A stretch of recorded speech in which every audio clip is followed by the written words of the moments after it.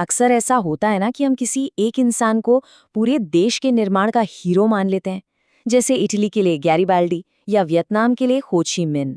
और ठीक इसी तरह महात्मा गांधी को भी भारतीय राष्ट्र के पिता के रूप में देखा गया है। और ये बात कुछ हद तक सही भी है। गांधी वाकई स्वतंत्रता संग्राम के सबसे बड़े और सबसे सम्मानित नेताओं में से एक थे।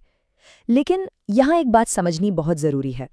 गांधी ने सिर्फ इतिहास नहीं बनाया, बल्कि उस दौर के समाज ने, उस भारत ने गांधी को भी बनाया था। उनका पूरा पॉलिटिकल करियर उस वक्त के भारत से गहराई से जुड़ा हुआ था। तो सबसे बड़ा सवाल यही उठता है, कैसे एक आदमी ने एक ऐसे स्ट्रगल को, जो पहले सिर्फ कुछ पढ़े लिखे अमीर लोगों तक ही सीमित था, उसे पूरे देश का, करोड़ों लोगों का आंदोलन बना दिया। इसी बदलाव की कहानी को समझने के लिए चलिए थोड़ा पीछे चलते हैं, उस वक्त में जब गांधी साउथ अफ्रीका से भारत वापस लौटे। तो साल था 1915। मोहनदास गांधी लगभग 20 साल साउथ अफ्रीका में गुजारने के बाद भारत वापस लौटते हैं।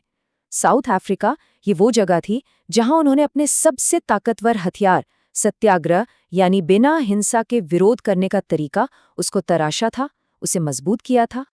अब गांधी जिस भारत में लौटे थे वो 1893 वाले भारत से काफी बदल चुका था। हाँ, मतलब पॉलिटिकली काफी एक्टिव हो गया था। इंडियन नेशनल कांग्रेस की ब्रांचेस कई शहरों में खुल चुकी थीं। लेकिन एक बहुत बड़ी बात थी, ये जो राष्ट्रवाद की फीलिंग थी ना, ये ज्यादातर शहरों के पढ़े लिखे और अमीर लोगों तक ही थी। मतलब वकील, डॉक्टर, बड़े बड़े जमींदार, आम जनता, जो असली भारत थी, वो इस सब से काफी हद तक कटी हुई थी। और गांधी ने आते ही इसी सिस्टम को चैलेंज किया। बनारस हिंदू यूनिवर्सिटी की ओपनिंग सेरेमनी थी।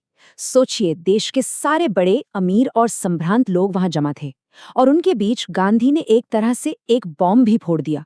उन्होंने साफ साफ कहा कि भारत की आज़ादी इन गहनों से लदे अमीर लोगों से नहीं आएगी। असली आज़ादी तो देश के करोड़ों किसान दिलाएंगे। ये सिर्फ एक स्पीच नहीं थी, ये एक ऐलान था कि अब इंडियन नेशनलिज्म का चेहरा बदलने वाला है। तो सवाल ये है कि गांधी ने अपने इस क्रांतिकारी आइडिया को असलियत में कैसे बदला। देखिए, उन्होंने शुरुआत की छोटे छोटे लोकल मुद्दों से, लेकिन उनकी नज़र एक बहुत बड़े लक्ष्य पर थी। एक ऐसा आंदोलन जो पूरे देश को एक साथ खड़ा कर दे। और इसका पहला बड़ा एक्सपेरिमेंट था असहयोग आंदोलन। तो साल 1920 में गांधी ने अपना पहला बड़ा देशव्यापी आंदोलन शुरू किया, असहयोग आंदोलन या नॉन कॉपरेशन। इसका आइडिया बहुत सिंपल लेकिन बेहद पावरफुल था। सोचिए, अंग्रेज भारत में राज क्यों कर पा रहे हैं? क्योंकि हम भारतीय ही उनके साथ सहयोग कर रहे हैं। तो क्या हो अगर स्टूडेंट्स स्कूल कॉलेज जाना बंद कर दे, वकील कोर्ट जाना बंद कर दें और किसान टैक्स देना बंद कर दे? पूरा का पूरा ब्रिटिश ढांचा अपने आप ढह जाएगा। ये ब्रिटिश राज की जड़ों पर सीधा हमला था। और इसका असर सच में किसी भूकंप जैसा था।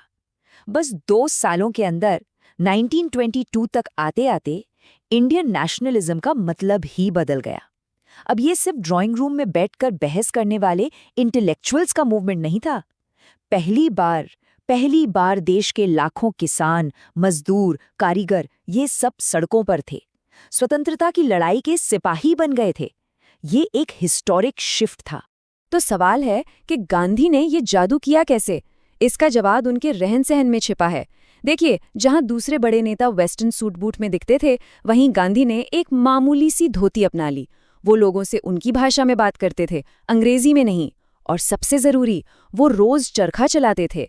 अब ये चरखा सिर्फ एक मशीन नहीं थी, ये एक बहुत पावरफुल सिंबल बन गया था, सेल्फ सफिशिएंसी का, ब्रिटिश सामान के बॉयकॉट का और मेहनत की इज्जत का। बस इन्हीं छोटी छोटी लेकिन असरदार चीजों से उन्होंने करोड़ों भारतीयों का दिल जीत लिया।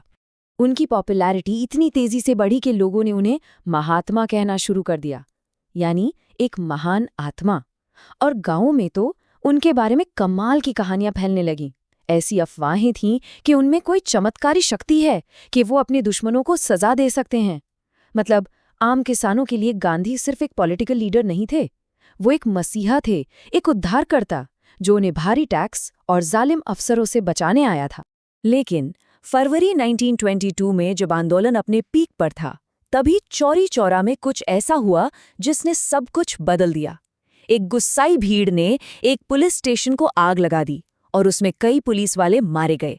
गांधी के लिए ये एक बहुत बड़ा झटका था। देखिए, उनके लिए अहिंसा सिर्फ एक पॉलिटिकल टैक्टिक नहीं थी, ये उनका सबसे बड़ा सिद्धांत था। वो मानते थे कि हिंसा से मिली आज़ादी सच्ची आज़ादी हो ही नहीं सकती। इसीलिए अपने कई साथियों के मना करने के बावजूद उन्होंने अचानक पूरे आंदोलन को रोक दिया। असहयोग आंदोलन के बाद गांधी कुछ सालों के लिए एक्टिव पॉलिटिक्स से थोड़ा दूर हो गए। वो सोशल रिफॉर्म के कामों में लग गए। लेकिन फिर आया साल 1930 और गांधी ने एक जबरदस्त वापसी की। और इस बार उन्होंने एक ऐसा मुद्दा चुना जो न सिर्फ पूरे भारत को हिलाने वाला था, बल्कि पूरी दुनिया की नजरें भारत पर टिकाने वाला था। और वो मुद्दा था नमक। जी हाँ, नमक। अब आप सोच रहे होंगे कि आज़ादी की इतनी बड़ी लड़ाई के लिए नमक जैसी मामूली सी चीज़ ही क्यों? और यहीं पर गांधी का जीनियस सामने आता है। देखिए, नमक कोई बहुत बड़ा पॉलिटिकल या कानूनी मुद्दा नहीं था, लेकिन ये एक ऐसी चीज़ थी जो हर भारतीय के घर में थी, अमीर हो या गरीब। और ब्रिटिश सरकार ने इसी नमक को बनाने और बेचने पर अपनी मोनोपोली कर रखी थी और उस पर भारी टैक्स लगा दिया था। मतलब ये रोजमर्रा की जिंदगी में सरकार के जुल्म का सबसे बड़ा सिंबल था।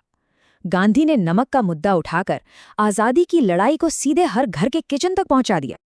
और फिर शुरू हुआ ऐतिहासिक दांडी मार्च, 12 मार्च 1930। 61 साल के गांधी अपने आश्रम से पैदल ही समंदर की तरफ निकल पड़े। ये सिर्फ एक पैदल यात्रा नहीं थी, ये एक तरह का पॉलिटिकल थिएटर था जो पूरी दुनिया के सामने हो रहा था। 3 हफ्तों तक वो चलते रहे और हजारों लोग उनके साथ जुड़ते गए। और फिर 6 अप्रैल को समंदर किनारे पहुंचकर उन्होंने बस एक मुट्ठी नमक उठाया। एक छोटा सा एक्शन, लेकिन ये ब्रिटिश एम्पायर के लिए एक बहुत बड़ी चुनौती थी। मजे की बात यह है कि शुरू में दुनिया इसे सीरियसली ले ही नहीं रही थी। अमेरिका की मशहूर टाइम मैगजीन ने तो गांधी के दुबले पतले शरीर का मजाक तक उड़ाया और लिखा कि वो ये मार्च पूरा भी कर पाएंगे या नहीं, इसमें शक है। लेकिन बस कुछ ही हफ्तों में जब उन्होंने लाखों लोगों को गांधी के पीछे चलते देखा, तो उसी मैगजीन के सुर बदल गए। अब वो गांधी को एक संत और स्टेट्समैन बता रही थी, जिसके आंदोलन ने अंग्रेजों को बेहद परेशान कर दिया है। इस 1 मार्च ने भारत की आज़ादी की लड़ाई को ग्लोबल स्टेज पर ला खड़ा किया। नमक सत्याग्रह की कामयाबी इतनी जबरदस्त थी कि ब्रिटिश सरकार हिल गई। उन्हें मजबूर होकर बातचीत के लिए आगे आना पड़ा। लेकिन इस जीत के साथ साथ भारत के अंदर की पॉलिटिकल दरारें भी अब साफ दिखने लगी थीं। अब लड़ाई सिर्फ ये नहीं थी कि आज़ादी कब मिलेगी, अब सवाल ये भी था कि आज़ादी किसे मिलेगी और आज़ाद भारत का चेहरा आखिर होगा कैसा। और ये पूरी कॉम्प्लेक्सिटी 1931 में लंदन में हुई सेकेंड राउंड टेबल कॉन्फ्रेंस में खुलकर सामने आ गई। गांधी का मानना था कि कांग्रेस पूरे भारत की आवाज़ है, लेकिन टेबल पर और भी दावेदार थे। मुस्लिम लीग ने कहा, हम मुसलमानों की आवाज़ हैं। रियासतों के राजाओं ने कहा, हमारे इलाकों में कांग्रेस का कोई दखल नहीं। और सबसे अहम, BR अम्बेडकर ने दलितों के लिए एक अलग स्टैंड लिया। उनका तर्क था कि कांग्रेस उनके हितों की बात नहीं कर सकती। तो अब तस्वीर ये थी कि भारत सिर्फ अंग्रेजों के खिलाफ लड़ने वाली एक यूनिट नहीं रह गया था, ये कई अलग अलग ग्रुप्स का एक कॉम्प्लेक्स मिक्स बन चुका था और सबके अपने अपने एजेंडा थे। तो अब आज़ादी की लड़ाई एक सिंपल सीधी लड़ाई नहीं थी, ये एक ट्रायंगुलर स्ट्रगल, एक त्रिकोणीय संघर्ष बन चुका था। एक कोने में थी कांग्रेस, जिसने 1942 में भारत छोड़ो आंदोलन के साथ अपना आखिरी और सबसे बड़ा दांव खेला। दूसरे कोने में थी मुस्लिम लीग, जो कांग्रेस लीडर्स के जेल जाने का फायदा उठाकर अपना बेस मजबूत कर रही थी और एक अलग देश की मांग को हवा दे रही थी। और तीसरे कोने में थे ब्रिटिश, जो वर्ल्ड वॉर 2 के बाद भारत छोड़ने को तो तैयार थे, लेकिन अब उनके सामने एक ऐसा भारत था जो अंदर से ही बुरी तरह बटा हुआ था। और यहीं से कहानी अपने सबसे दुखद मोड़ पर पहुंचती है। वो दौर जहां आज़ादी तो मिली, लेकिन उसकी कीमत बहुत बहुत बड़ी थी। और ये गांधी की जिंदगी के आखिरी दिन थे। 15 अगस्त 1947 भारत को आज़ादी मिल गई। वो आज़ादी जिसके लिए गांधी ने अपनी पूरी जिंदगी लगा दी। पर ये वो आज़ादी नहीं थी जिसका सपना उन्होंने देखा था। ये एक बंटी हुई, खून से सनी हुई आज़ादी थी। और जिस वक्त दिल्ली में जश्न मन रहा था, गांधी वहां नहीं थे। वो कलकत्ता में थे, दंगों से जल रहे इलाकों में पैदल घूम रहे थे, अनशन पर बैठे थे और उस नफरत की आग को बुझाने की कोशिश कर रहे थे जो उनके सपनों के भारत को खाक कर रही थी। और फिर 30 जनवरी 1948 को एक कट्टरपंथी हिंदू नाथूराम गोडसे ने गोली मारकर उनकी हत्या कर दी। उस वक्त टाइम मैगजीन ने उनकी मौत की तुलना अब्राहम लिंकन की मौत से की थी। उन्होंने लिखा था कि लिंकन को इसलिए मारा गया क्योंकि वो नस्लों की बराबरी में यकीन करते थे, और गांधी को इसलिए मारा गया क्योंकि वो धर्मों की दोस्ती में यकीन करते थे। गांधी ने एक आज़ाद और एक अखंड भारत का सपना देखा था। उन्हें आज़ादी तो मिली, पर एकता नहीं। उनकी ये कहानी हमें आज एक बहुत ज़रूरी सवाल पर लाकर खड़ा करती है। आज की दुनिया में, जहां बंटवारे और नफरत की दीवारें शायद पहले से भी ज़्यादा ऊंची हैं, वहां गांधी जैसे एक शांति दूत की विरासत का क्या मतलब है? शायद उनकी सबसे बड़ी सीख ये नहीं है कि उन्होंने क्या हासिल किया, बल्कि ये है कि वो किस चीज़ के लिए आखिर तक लड़ते रहे।